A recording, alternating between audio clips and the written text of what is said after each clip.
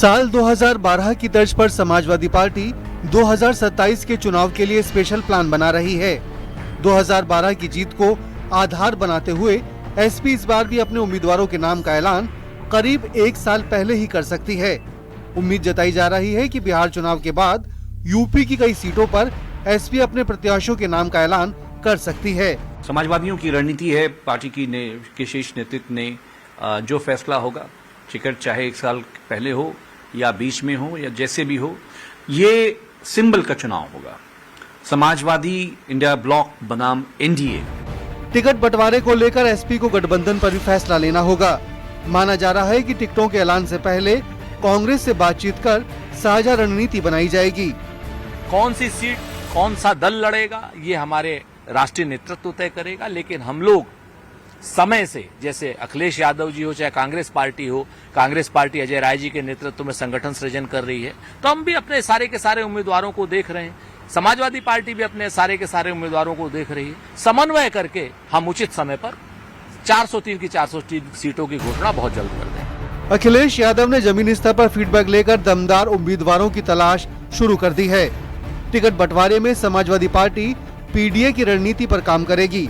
2027 में यूपी के विधानसभा चुनावों से करीब साल भर पहले समाजवादी पार्टी अपने उम्मीदवारों के नाम का ऐलान करने की योजना बना रही है।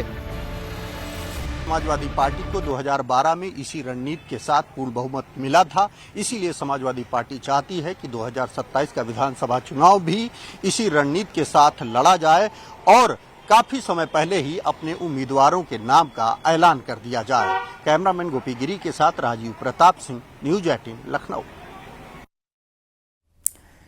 राहुल गांधी कल रायबरेली में थे और इस दौरान दिशा की बैठक में राहुल गांधी और मंत्री दिनेश प्रताप सिंह ने इनके बीच में तीखी बहस हुई है। बीजेपी सांसद का कहना है कि राहुल जैसा सांसद जो वो सदन में कहते हैं वैसा ही उनको बाहर झेलना पड़ा है। मंत्री दिनेश प्रताप के बेटे पीयूष प्रताप की राहुल गांधी से हाथ मिलाते हुए एक तस्वीर वायरल हो रही है, जिस पर मंत्री दिनेश प्रताप ने सफाई भी दी है। रिपोर्ट देखिए।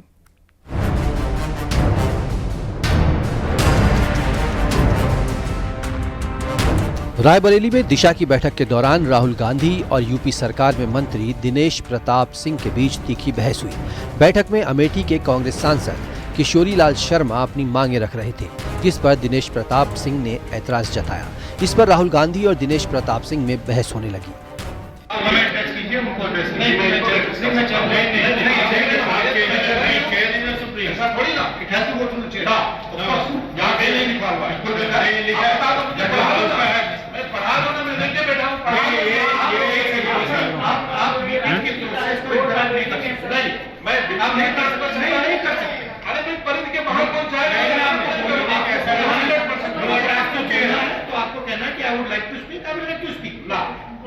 अगर गलत प्रोसीडिंग होगी तो मैं चेयर को एड्रेस करूंगा। गलत प्रोसीडिंग होगी तो मैं चेयर को एड्रेस आपके टेनिस में नहीं मान लूंगा।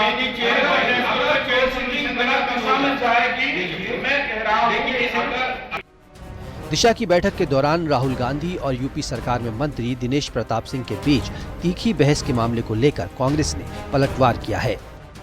वो राहुल गांधी जी जो कि दिशा की बैठक की अध्यक्षता कर रहे थे, उनसे बहसबाजी कर रहे थे। अरे आप बहसबाजी क्यों करते हैं? आप बताइए ना कि रायबरेली के लिए आपने क्या किया, आपकी सरकार ने क्या किया। कांग्रेस पार्टी, गांधी परिवार ने तो ऐसा कोई भी वहां पर संस्थान नहीं है जिसको लगाने का काम न किया हो, चाहे रेल कोच फैक्ट्री हो, भेल हो, गेल हो, सेल हो, उड्डयन अकादमी हो। लेकिन आप लोग तो सिर्फ और सिर्फ उसको हाईजैक करना चाहते हो। बीजेपी सांसद डॉक्टर भोला सिंह ने कहा कि राहुल जैसा बोएंगे वैसा ही काटेंगे।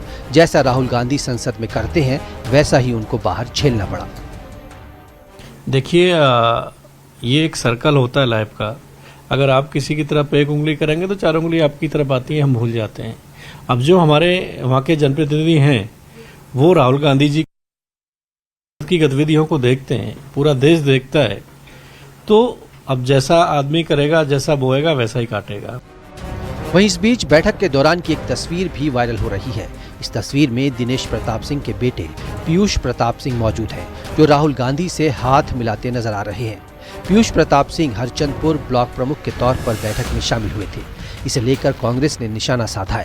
वहीं दिनेश प्रताप सिंह ने सफाई दी कि राहुल गांधी ने बैठक में मौजूद सभी लोगों से हाथ मिलाया था, लेकिन कांग्रेसियों ने सिर्फ मेरे बेटे से हाथ मिलाने की तस्वीर को वायरल किया।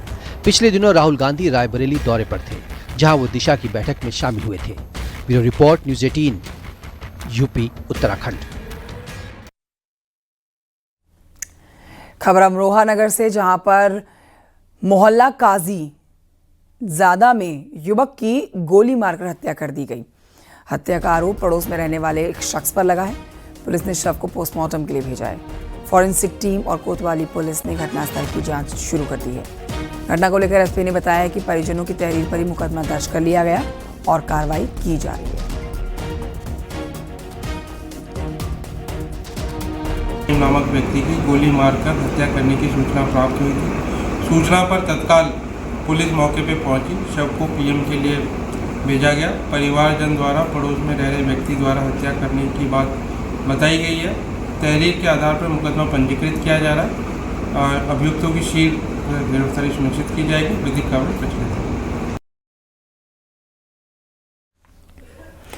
खबर बहराइच से है, जहां पर बीएससी नर्सिंग के सैकड़ों स्टूडेंट्स ने मेडिकल कॉलेज गेट के सामने जमकर हंगामा किया है। ये स्टूडेंट्स नर्सिंग कोर्स की प्रिंसिपल को हटाने की मांग कर रहे थे। एक छात्र ने दूसरे छात्रों को धमकी दी, जिसकी पीड़ित स्टूडेंट ने प्रिंसिपल से लिखित शिकायत की है। इस पर प्रिंसिपल ने धमकी देने के आरोपी स्टूडेंट के परिजनों को बुलाने के लिए कहा, जिससे परेशान होकर स्टूडेंट ने आत्महत्या की कोशिश की। इसी को लेकर छात्र नाराज हो गए और प्रिंसिपल को हटाने की मांग करने पर अड़ गए। सदर एसडीएम और नगर कोतवाली की पुलिस ने छात्रों की जांच के बाद कार्रवाई का भरोसा दिया, तब जाकर स्टूडेंट्स शांत हुए।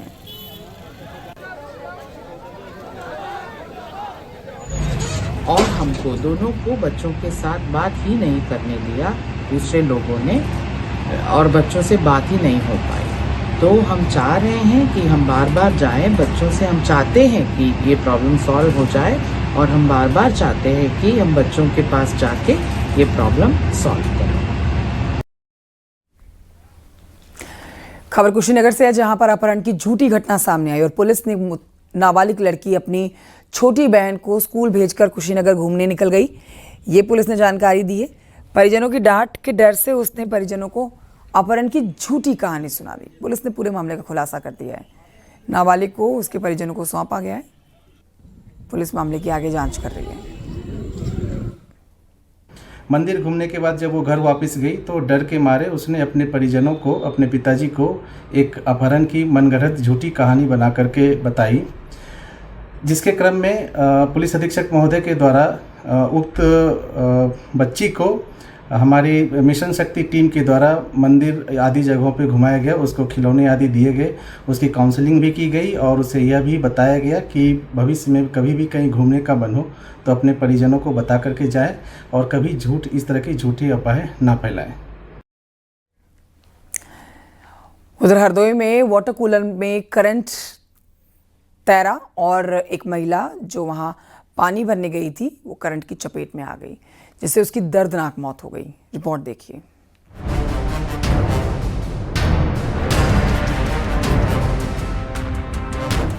वाटर कूलर में आया करंट,